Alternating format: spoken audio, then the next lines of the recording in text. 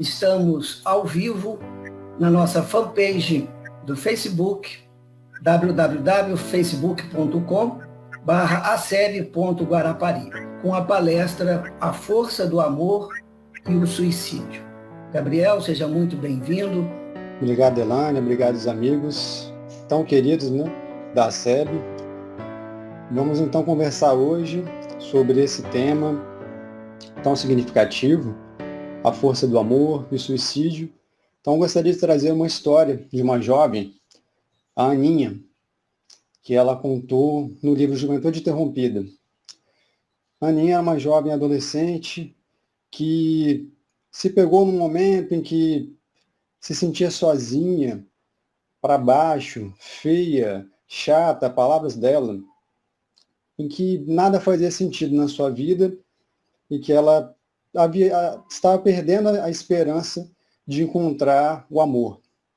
E, de repente, quando ela menos esperava, quando ela menos imaginava, surgiu ele, surgiu o ser amado, surgiu um jovem em que começou então um namoro, começou um relacionamento, mas ela disse que tão rapidamente, assim como se fosse um filme, eles passaram bons momentos, mas de uma hora para outra, sem explicação, ele saiu da vida dela para nunca mais voltar.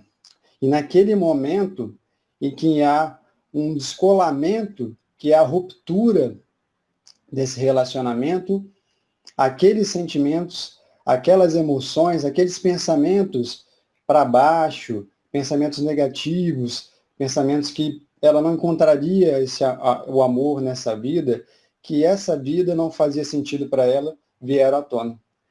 E nesse momento, nessa fase, ela, no desespero, sem elocubrar, sem planejar, apenas age de impulso e tira a própria vida. E a Aninha narra para a gente que no pensamento dela, na sensação, parecia que ela repetia várias vezes aquele ato, quando ela se dá conta, quando ela percebe que, na verdade, era apenas no pensamento, era apenas na sua ideia, no seu íntimo, em que aquele ato era repetido. Então ela fala que é levada para um local frio, um local solitário, que ela não sabe muito bem descrever, mas passa um período que ela também não sabe precisar quanto tempo, e ela lembra de Jesus, ela lembra do nosso irmão maior. Naquele momento, naquele despertar, naquele momento de libertação, ela é auxiliada e levada para um local, como se fosse um lar, uma casa, em que ali é amparada, é consolada. Depois de um período aí desse primeiro atendimento, ela é encaminhada para um hospital, no plano espiritual. E passa por um momento de refazimento, de reequilíbrio.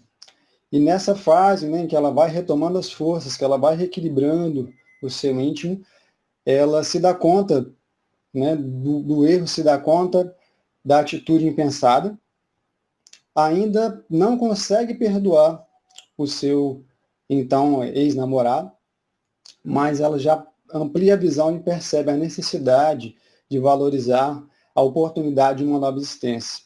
E ela agradece e pede com muito carinho que essa história fosse contada para os jovens, para perceberem em que tirar a vida do corpo não diminui a dor que ela sentiu, não diminuiu a angústia, não diminuiu todos os conflitos, todas as questões que ela sentia intensamente.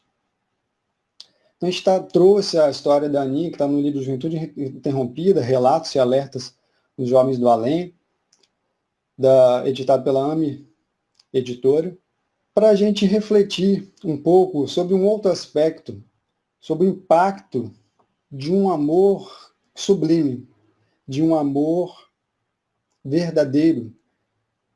Não esse amor que nós confundimos com apego, que nós confundimos com outras questões, mas um amor que o próprio Cristo vivenciou.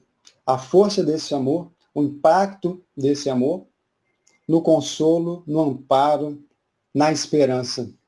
Seja de quem esteja pensando em tirar a própria vida, ou seja daquele que já passou por essa experiência, está em sofrimento, está precisando de amparo espiritual. Então nós vamos refletir um pouco. Mas para isso, eu achei interessante que a gente possa trazer, que falaram, né, o Jair e todos os amigos que já nos felicitaram. E aproveitando essa questão, eu trouxe um trechinho do livro O Evangelho segundo o Espiritismo, no capítulo 11, em que eles falam da lei do amor. Os Espíritos abordam. E, então, para isso, vamos imaginar, vamos fazer um exercício agora de projeção, de imaginação.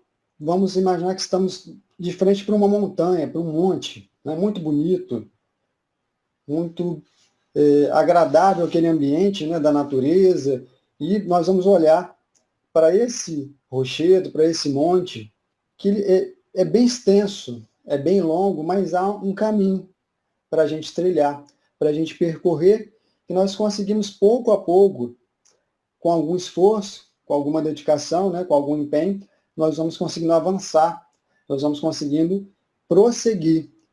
E vamos subindo aos poucos esse monte e percebendo que ao longo da caminhada, ao longo do trajeto, existem lagos, existem árvores, animais, flores. E nós vamos caminhando e percebemos a alteração do clima. Em alguns momentos está mais quente, depois ele fica mais frio. E quando chegamos aparentemente no topo, quando chegamos numa região mais elevada desse monte, conseguimos enxergar e perceber o horizonte, compreender, vislumbrar de uma forma muito mais ampla e completa o nosso entorno, a cidade, né? Os ambientes que nós passamos antes, quando estávamos aqui no nível do mar.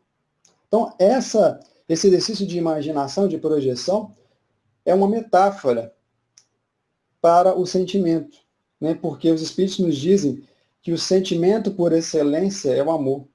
É como se nós passássemos, né, pouco a pouco, fôssemos construindo esse sentimento ao passar pelos demais, ao nos alimentar dos outros. E à medida que nós vamos avançando e chegando no ápice dos sentimentos, nós encontramos o amor, que na verdade é uma construção, né, de todos eles. Então, esse amor é um sentimento por excelência, é o ápice, é sublime. E Emmanuel, no livro Pensamento e Vida, traz um capítulo inteiro falando do amor. O último capítulo do livro. E ele fala o seguinte: esse amor é o plasma divino com que Deus envolve tudo que é criado. Plasma divino que Deus envolve tudo que é criado. O amor é o hálito do próprio Deus penetrando o universo. Então a gente pode dar um exemplo desse sentimento, é como se nós estivéssemos imersos numa água, né? Numa piscina, no mar, numa lagoa. Nós vamos entrar nessa água. Eu até brinco, fique tranquilo, eu não sei nadar, mas nós vamos entrar e ficar numa altura da água confortável, que você se sinta tranquilo. Então, quando a gente entra na água, fica envolvido por aquela água, é mais ou menos o que Emmanuel está tentando transmitir. Esse amor é o plasma divino com que Deus envolve tudo. É como se nós estivéssemos imersos no amor do Criador. Olha que fantástico. Só que muitas vezes nós não conseguimos acessar ou perceber, porque nós nos fechamos, né? E nós não acessamos ou deixamos que esse amor penetre no nosso coração, que esse amor avance e nos toque verdadeiramente, mas ele está aqui, disponível, nos envolvendo. Assim como também está em quem passa agora por sofrimento, qualquer que seja, inclusive por ter passado pelo suicídio. E no capítulo 11 também do Evangelho, mais à frente, Lázaro nos diz o seguinte: o amor é o ponto delicado do sentimento. Olha que interessante, como Vergino, né, como diz Emmanuel, ponto delicado do sentimento é o sol interior que condensa e reúne em seu ardente foco todas as aspirações e revelações sobre-humanas.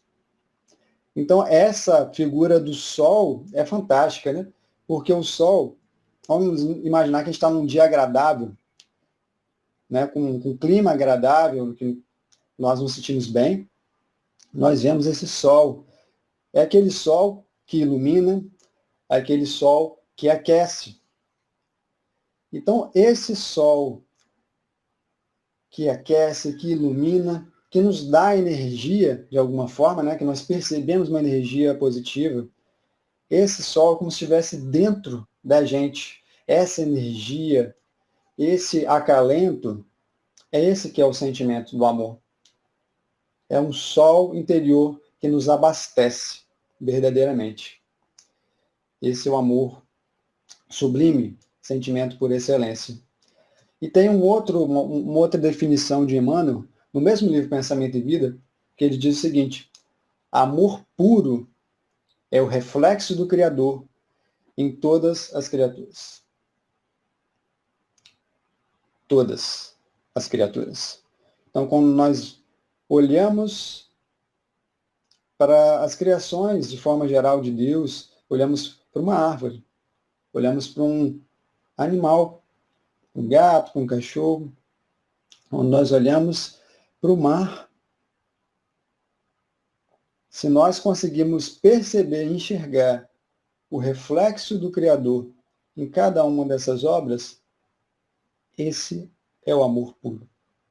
Quando nós olhamos para o nosso semelhante, percebemos, quando nós olhamos para o nosso semelhante, para o próximo, para o nosso pai, para o nosso irmão, nosso amigo, nossa amiga, e percebemos em algum instante o reflexo do Criador, ali, naquela pessoa, através daquela criatura, aí nós conseguimos perceber esse amor puro, esse amor sublime, esse amor que é o ápice do sentimento. Então, agora que nós compreendemos, assim, né, tiramos qualquer dúvida do que é esse amor, pode ser que muitas vezes a gente não tenha conseguido acessar ainda. Ou acessamos esse amor, esse sentimento sublime em alguns momentos, em alguns instantes. Né? Alguns, quando passam por dor ou passam por uma situação extrema, e em algum momento se sentem acolhidos, confortados, sentem esse amor. Alguns, no momento de extrema gratidão, mas o fato é que ele está disponível, está presente nas nossas vidas. E a força desse amor? Esse amor tem uma força que nós desconhecemos. É uma força tão grande que ele transforma verdadeiramente. Lembramos, por exemplo, de Saulo de Tarso, em que foi profundamente impactado por esse amor, quando estava a caminho de Damasco. Claro que ele já era, aos poucos, ele foi sendo abastecido por esse amor, mas chega um momento em que esse sentimento alcança o ápice, e que era necessário um impacto mais incisivo.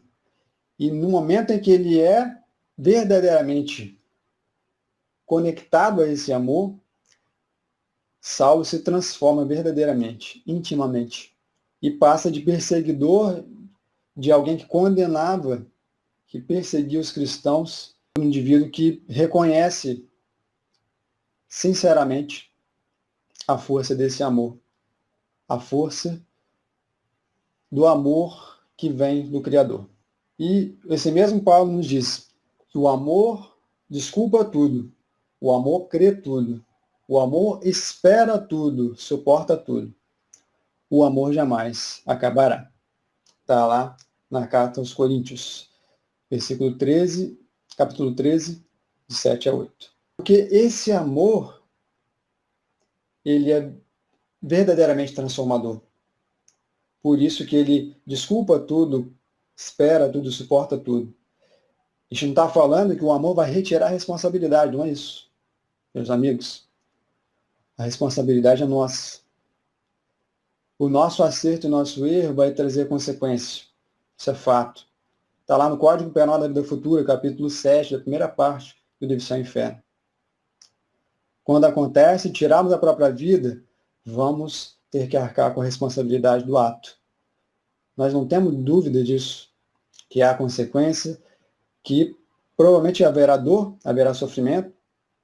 A gente recorda também que cada um tem a sua história, cada um tem as suas questões, que há atenuantes e agravantes, como nós vemos em vários livros.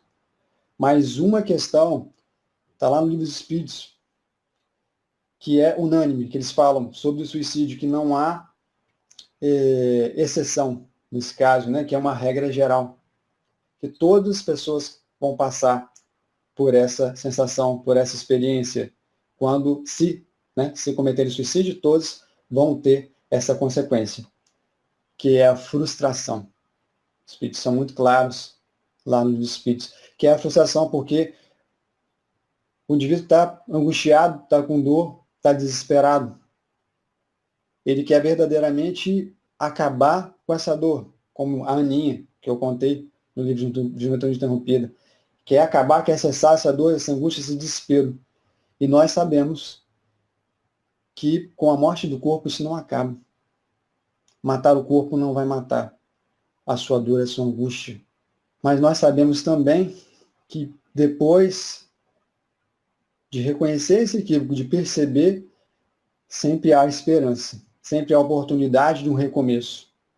Sempre haverá o perdão, o auto-perdão, e sempre haverá a oportunidade da reparação.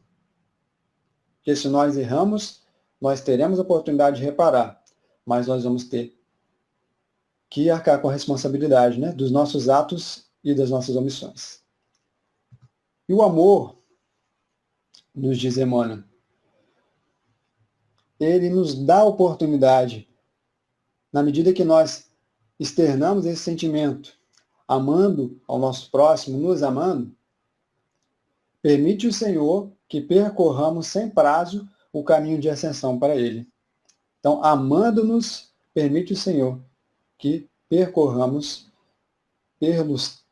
para que a gente possa perlustrar, né, que é a expressão que ele usa, ou seja, percorrer, né, chegar ao caminho que nos conecta a Deus, que retorna à fonte, à causa primária de todas as coisas. O amor tem esse poder. E lá no Evangelho com os Espiritismo também, Kardec nos fala algo muito interessante. Um laço de amor e fraternidade une uns aos outros, todos os homens, ajudando os mais fortes aos mais fracos. Um laço de amor e fraternidade une a todos os homens, todos os seres humanos, né? Parar para pensar nisso, que nós temos uma ligação profunda com todos os seres humanos. Laço de amor e fraternidade. Porque somos indivíduos que acreditam, né, na reencarnação. Acreditam na multiplicidade de existências. Então, hoje, um indivíduo que aparentemente é um desconhecido ou alguém que não temos uma relação próxima, pode ter sido, por que não, alguém muito próximo em uma outra existência, alguém que nós temos ali um carinho, um afeto, um sentimento sublime. Tanto que muitas pessoas, né, que nós não conhecemos nessa existência, né, que nós, às vezes vi pela primeira vez a pessoa, mas, né, tive uma sensação de empatia, tive uma conexão boa, né, me senti bem com a pessoa e não sei explicar. Pode ser, né? É uma hipótese, pode ser, em razão dessas conexões de outras existências. Mas uma outra coisa justifica, explica esse laço de amor e fraternidade, que é um ponto que nos une, sermos filhos do mesmo Pai. E esse laço, ele é de amor e fraternidade mesmo, porque esse sentimento advém do próprio Criador. Então, nós temos essa conexão verdadeira e sincera, todos, independente do credo, independente da cor da pele, da orientação sexual, independente de qualquer coisa. Nós estamos num corpo, mas somos conectados por esse laço de amor e fraternidade. Então, nessa realidade, queria que a gente pudesse conversar um pouquinho sobre essa questão da ideação suicida. Nós sabemos, nós estamos no mês de Setembro Amarelo, tivemos no dia 10 de setembro o Dia Mundial da Prevenção ao Suicídio. Então, temos que aproveitar as oportunidades, né, do conhecimento, de falar com responsabilidade, falar para a gente difundir esse conhecimento, tanto, claro, da doutrina espírita, que consola, que nos dá força, e também dessas informações, né, que nós temos acesso da OMS, Organização Mundial da Saúde, do Ministério da Saúde, todas essas informações que podem auxiliar na prevenção ao suicídio. E teve uma história, um relato muito significativo de alguém muito conhecido e que passou pela experiência da ideação, né, da ideia do suicídio, de pensar seriamente em tirar a própria vida. O padre Fábio de Mello. E ele disse recentemente o seguinte: há 3 anos, foi perguntado, padre, o senhor já pensou em tirar a própria vida? Ele respondeu, há 3 anos, sim. Quando eu tive a crise, eu não pensava em outra coisa. Então o padre falou, olha, 3 anos atrás, quando eu tive uma crise profunda, né, ele falou em outras oportunidades de depressão e síndrome do pânico, ele pensou verdadeiramente. Inclusive ele falou, não pensava em outra coisa. Recentemente também, em uma conversa com o André Trigueiro, jornalista, que também é espírita, ele foi muito franco, sincero, falando de todas as questões que envolveram, né, as questões do ego, da desconexão em algum momento com o que era a essência para ele, da necessidade de buscar um tratamento médico, psicológico, psiquiatra, psicólogo, como foi importante para que ele desistisse de desistir, conseguisse afastar essa ideia de tirar a própria vida. Um padre famoso, carismático, uma formação sólida, mas que foi acometido por essa ideia, que teve depressão, síndrome do pânico, mostrando não é o fato, né, de sermos espíritas, de buscarmos nos melhorar, de buscarmos o conhecimento, de buscarmos exercer a caridade, que é um desafio diário, né? Não é isso que vai nos isentar de passar por dores, de passar por dificuldades, de passar por algum momento de desespero.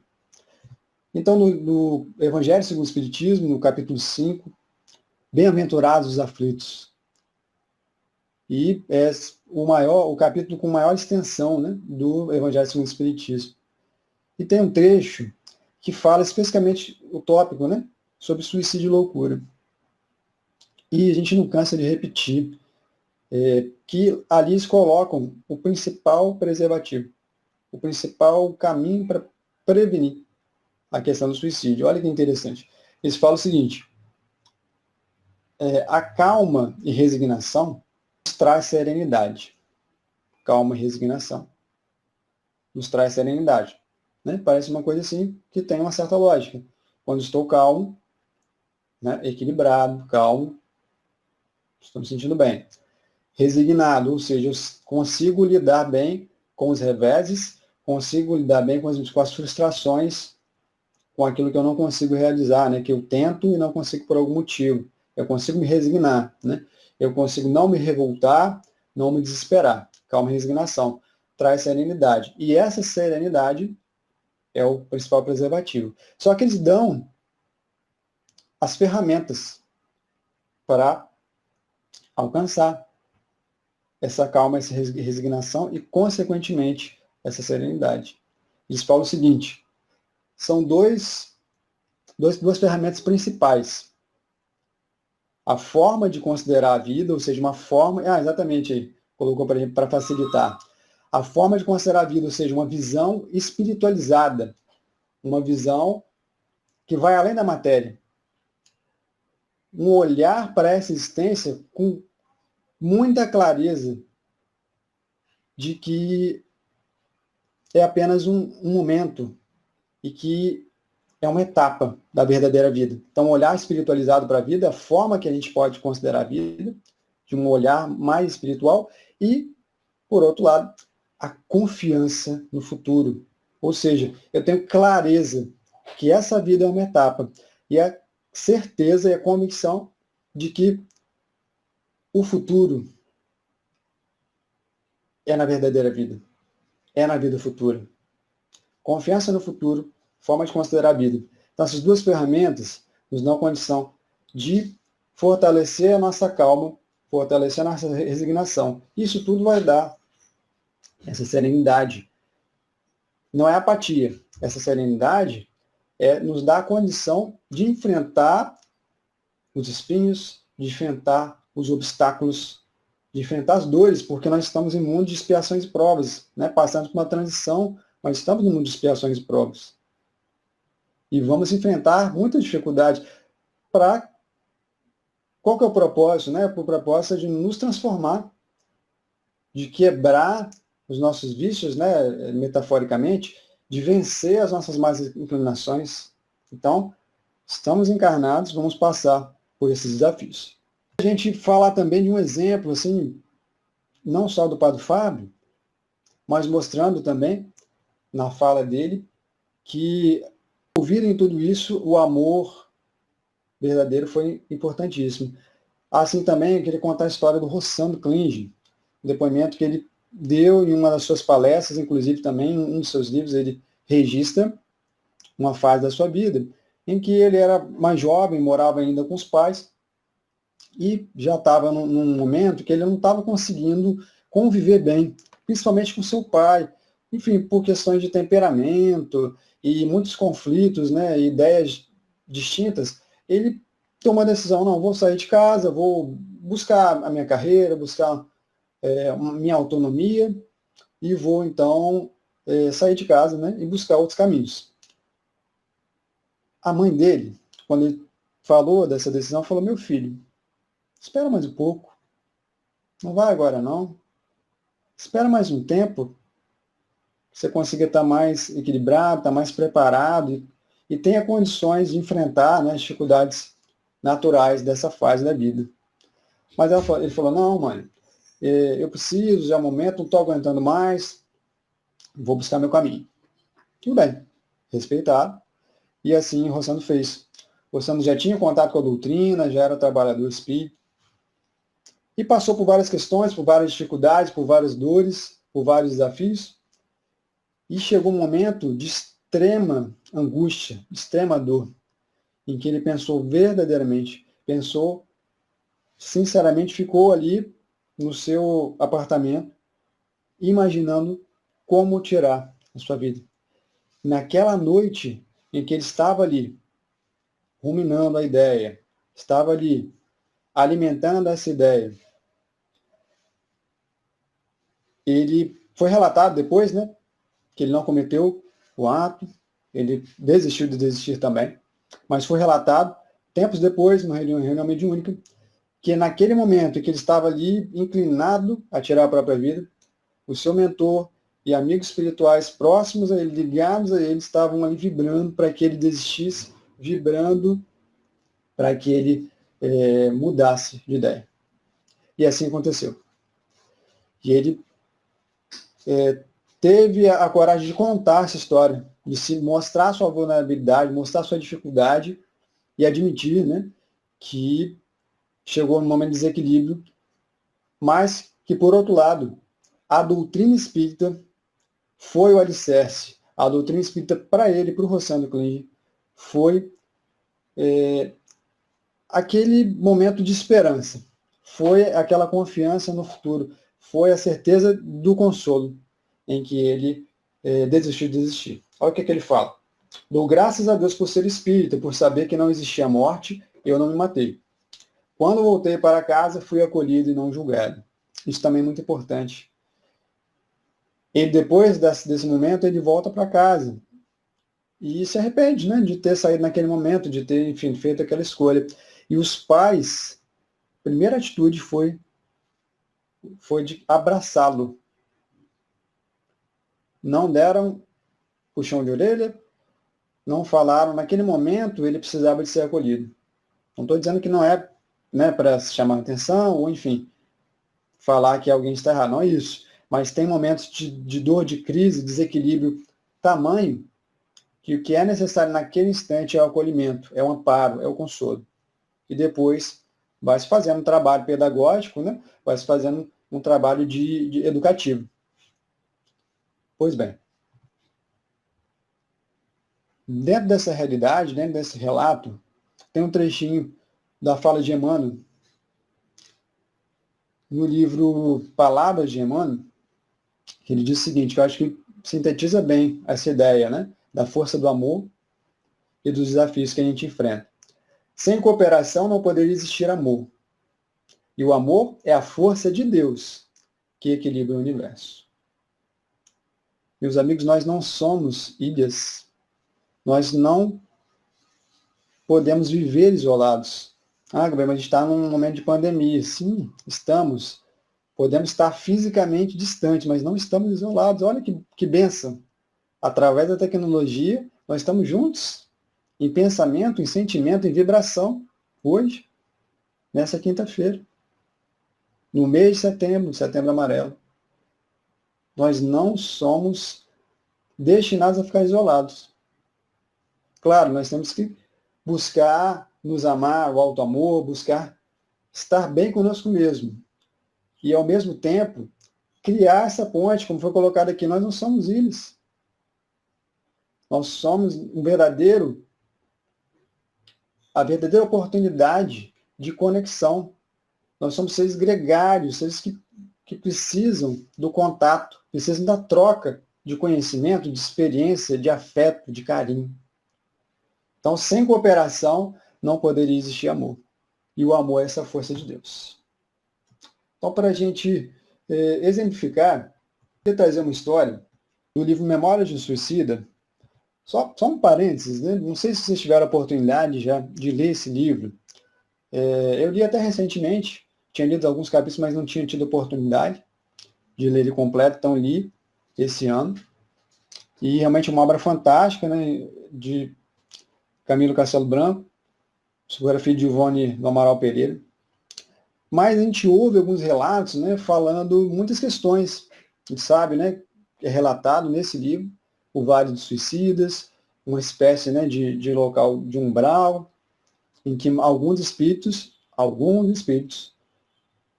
em razão do suicídio, se conectam, né, se interligam num padrão vibratório daquele local.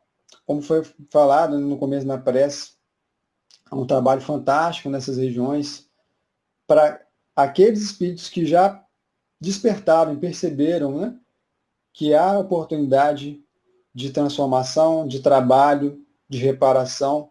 Alguns já têm a oportunidade logo da reencarnação para se reequilibrar, para se redimir do seu próprio equívoco. Mas, por outro lado, se a gente for ler esse livro, além desse momento de dor e de sofrimento, que é claro, não estou negando isso, tem sim, existe, e é uma realidade para muitas pessoas, mas há também muito amor, há muita compaixão, não pena. E há oportunidade, muitas vezes firme, como é o caso que eu vou contar a história, de um recomeço, né, de uma nova etapa. Então, em uma determinada fase da narrativa do livro, chegamos no instante em que alguns espíritos já saíram desse chamado Vale dos Suicidas, que na verdade é apenas um trecho do livro, então um trecho relativamente pequeno, se pode colocar assim, enfim, mais ou menos da metade. E eles já passaram por alguns instantes de reequilíbrio, né, de tratamento, uma espécie de um hospital mesmo, e agora eles começam uma preparação mais específica para a reencarnação, né, como se fosse uma universidade, que é colocado lá, com várias questões. E esse início dessa fase, desse processo, é doloroso porque eles vão recordar da sua última existência, às vezes de existências anteriores, para compreender o que levou a essa dor, essa angústia, esse desespero, por que alguns deles, como é o caso aqui que eu vou contar do Amadeu, já tiveram experiência, né? Já passaram, já se equivocaram em outra existência também pelo suicídio, e não só naquela última. Então, Amadeu Ferrari, brasileiro, desencarnou com 37 anos no interior de São Paulo. Ele foi preso, e nessa fase, né, da sua prisão, que ele estava ali encarcerado, foi identificado um câncer de garganta e na língua. E esse contexto de prisão e câncer, ele não conseguiu lidar com essas questões e acabou tirando a própria vida. E nesse momento, o Amadeu é chamado ali, como se fosse nesse laboratório, né, nesse momento de aprendizado, por um mentor rígido, rigoroso, ele é bem rigoroso, e fala seu nome. Ele responde, Amadeu, e ele começa a questionar de uma forma bem incisiva, né, por que ele fez aquilo, por que ele se descolou, né, por que ele não seguiu os ensinos de Jesus, porque Amadeu já estava ali tocado, né, por essa questão do Evangelho. E nessa conversa, ele começa a contar a história dele, né, como eu falei aqui, o que aconteceu na última encarnação. E nesse momento ele pede, implora, não, eu sei que errei, eu quero reencarnar, eu quero me redimir. Aí o mentor fala, não, mas espera aí, vou fazer você recordar. Né? Eles fazem todo um aparato para uma outra encarnação. Em 1840, quando ele era português, traficante de escravos de Angola para o Brasil. E era uma pessoa rude, uma pessoa violenta, em que se aproveitava, né, dos escravos. Em qualquer circunstância, ele agia com violência, agia com truculência.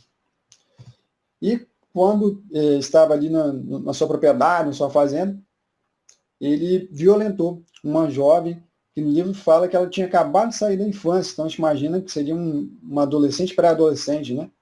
Enfim, com 12, 13 anos mais ou menos, é o que a gente pode supor, já que falou que acabou de sair da adolescência. Então, ele violenta essa jovem, escrava, e com isso, ela não sabe lidar, né, com essa dor, com essa violência, com essa agressão, não consegue lidar com aquilo, né, após o fato e comete suicídio. E depois disso, o pai dela, seu Felício, fica desesperado porque vê que sua filha havia morrido e começa a culpar, a gritar o senhor, o traficante. E fala que a culpa é dele, que por causa dele ela tinha morrido. E com isso, o Amadeu, na encarnação em que era traficante, ele manda castigar o seu Felício e queima em brasa a língua dele. Com isso, ele não sobrevive e desencarna. E neste momento, passa-se, né, a vida e vai, Amadeu para de traficar escravos, né, para de fazer essa atividade horrível, e no final da sua vida, quando ele desencarna, já com mais idade, ele sente essa vibração negativa, a perseguição de vários espíritos que ele havia judiado, que ele havia violentado, que ele havia assim, desprezado e feito sofrer. E passa por um momento de muita dor, muita angústia, muito desespero. E quando ele passa naquela fase de despertar, né, e busca ajuda, quem aparece para ajudar? O seu Felício, o escravo que ele havia castigado e que ele havia levado ali à desencarnação. E quando ele começa a recordar disso, né, ele está recordando. Entra então, naquele ambiente espiritual, que ele está conversando com o mentor, entra então o seu Felício. E o Amadeu ali meio que fica desnorteado. Só que quando vai entrando o seu Felício, ele vai se transmudando, né? Ele sabe que o espírito, dependendo do seu grau evolutivo, moral, espiritual, ela tem condição de se adaptar, né, e se apresentar de outras formas. Então o seu Felício vai mudando de fisionomia e vai se apresentando como uma outra existência, em que ele teve na Terra, como Rômulo Ferrari, o pai de Amadeu Ferrari. Então, o pai da última existência de Amadeu era esse escravo que ele castigou, que ele violentou a filha. Olha só a força do amor. Olha que oportunidade, né, que esse sentimento sublime estava dando de reparação dos equívocos, e é narrado no próprio livro em que o seu Felício, ou Rômulo Ferrari, tinha ligações e tinha as questões para se reequilibrar, para se reajustar em relação à perseguição de cristãos na Roma Antiga. Por isso, aproveitou a oportunidade para ajudar o Amadeu, para reencarnar no Brasil e tentar auxiliá-lo e também tentar progredir. E Joana de Ângeles, falando dessa questão da força do amor, fala o seguinte: no momento em que o teu amor seja capaz de superar o sofrimento, no momento em que o teu amor seja capaz de superar o sofrimento, sem rebeldia e nem queixa, que é difícil, né? Sem rebeldia e nem queixa, terás alcançado a meta que buscas. Foi publicado no Reformador de 2014, essa mensagem, né, desse trechinho. Então, quando o teu amor seja capaz de superar o sofrimento, sem rebeldia nem queixa, né? Quando a gente realmente consegue, é a resignação, né? Foi falado ali, consegue, não é apatia, mas perceber que aquela dor, aquele sofrimento tem algo a nos ensinar, tem algum propósito, e aproveitar essa experiência para fortalecer o nosso íntimo, para vencer as nossas questões e nos envolver desse amor verdadeiro, desse amor sublime. Achei interessante, no livro Psicografia de Chico Xavier, Astronautas do Além, a mensagem do irmão Saulo, que diz o seguinte, para dar uma ideia, uma noção da questão do suicídio, do indivíduo que comete suicídio. Ele é um nadador, suicídio é um nadador apavorado que se atira contra o rochedo, ou se abandona à voragem das águas. É como se o indivíduo estivesse num mar revolto. E se atira contra o rochedo ou se abandona à voragem das águas, renunciando ao seu dever de vencê-las, pela força dos seus braços. A nossa responsabilidade, né, é continuar nadando, é avançando, buscando as ajudas, buscando os auxílios, mas chega um momento em que esse indivíduo ele desiste de nadar, ele abandona e deixa a maré levar. Só que, por outro lado, ele também fala mais à frente. Mas mesmo no alto castigo, não somos abandonados por Deus, que vela por nós em nossa consciência. Deus sempre está velando por nós, independente do nosso erro, independente do nosso equívoco. E Jesus, o Espírito mais perfeito que esteve aqui na Terra, que fala em um momento que ele e o Pai são um só, falou o seguinte: meus discípulos serão conhecidos por muitos se amarem. O legado do Cristo é o amor sublime, o amor verdadeiro. Então, para a gente encaminhar para o encerramento, lembrar dessa força do amor, da força do perdão, da força do consolo, da oportunidade da reparação, lembrar de valorizar essa vida, de valorizar essa oportunidade. E se estivermos passando por dor, por angústia, por desespero, peça ajuda. Liga 188 no Centro de Valorização da Vida. Fale com alguém que você sinta alguma confiança.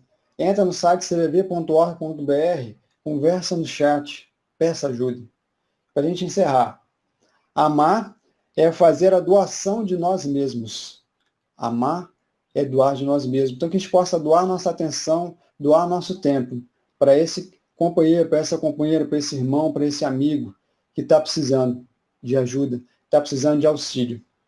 E pergunta se o comportamento dessa pessoa está diferente, se o temperamento não é o mesmo, de repente, nesse momento de isolamento, a pessoa não está bem, está para baixo, pergunta. Você quer conversar? Está sentindo alguma coisa? E se você desconfiar, pede ajuda. Busca profissionais para auxiliar essa pessoa. E como diz, né, um dos lemas do CVV, é proibido desistir. Respira fundo e continua. Amar é fazer a doação de nós mesmos. Então, meus amigos, muito obrigado pela oportunidade. A gente está junto nessa noite, falando da força do amor, falando da necessidade de valorizarmos a nossa vida, valorizarmos essa existência com confiança no futuro, com uma visão mais espiritualizada para essa existência, para, com a serenidade, conseguir vencer esses obstáculos. E vamos lembrar sempre dos nossos irmãos que já anteciparam o seu retorno com autoextermínio, com suicídio, orando com amor, com compaixão e orando verdadeiramente para que eles possam ser amparados, porque terão, sem dúvida alguma, oportunidade de reparar o erro e de construir uma nova etapa, né, nessa vida de espíritos imortais que todos nós somos. Então, muito obrigado pela oportunidade, por essa chance de conversarmos sobre esse evangelho de amor e sobre a necessidade de também auxiliarmos aqueles que estão passando por dificuldade, porque hoje, né, o próximo está passando por dor, por dificuldade, amanhã poderá ser qualquer um de nós, passando por angústia, por desespero e precisando de auxílio, precisando de ajuda. Sigamos em paz.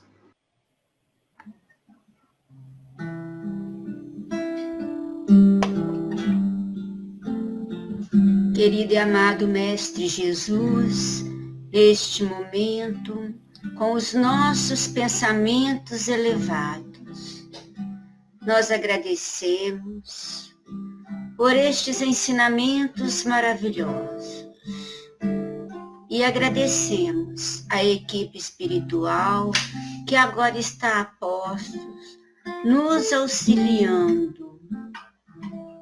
Estas energias benéficas chegam até o nosso organismo, envolvendo-nos, auxiliando a cada órgão neste momento, trabalhando as nossas dores, as nossas angústias, dissipando os nossos pensamentos de tristeza,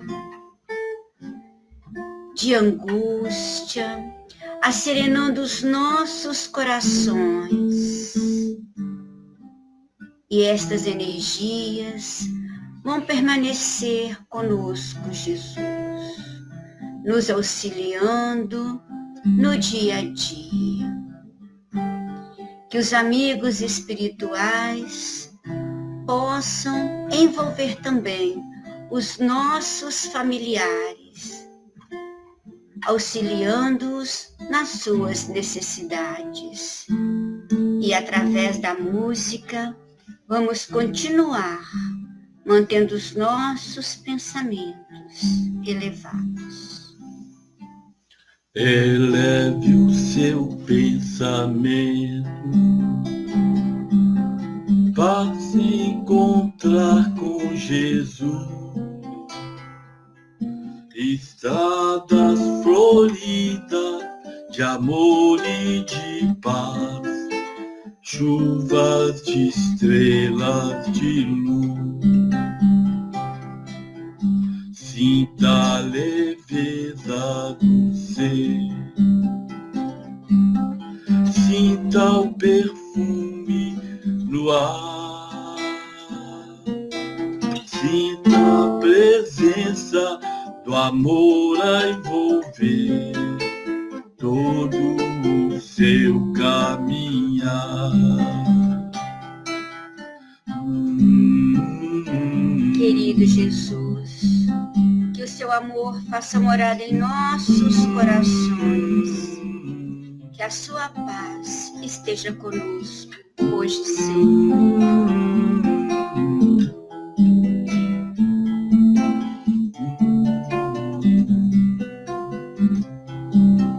Sinta a leveza do ser,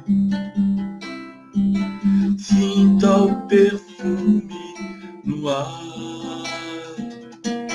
sinta a presença do amor a envolver todo o seu caminho.